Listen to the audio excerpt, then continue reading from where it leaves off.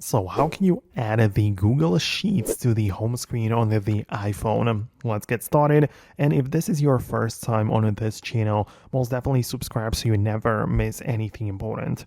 So obviously when it comes to the app itself, you can go to the app library and just bring the Google Sheets app back to the home screen. But if we're talking about like specific file, which you want to add like a shortcut, the best way to do this is at first go to the main Google Sheets app and then just click on the three dots next to your file.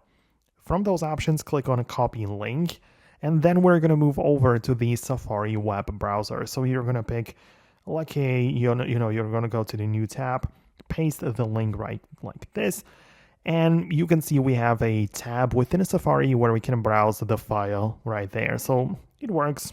Nothing really special about it, but the point is that since we have it inside of the Safari, we can now tap on the three dots, click share, and add it to the home screen as a separate icon.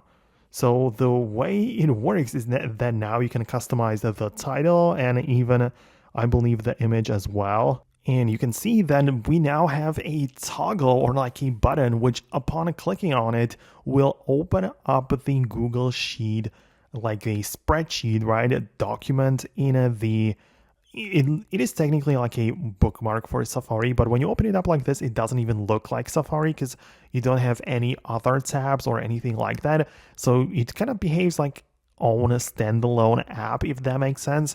So I believe that it's pretty useful if you quickly want to just browse your files from the home screen like that.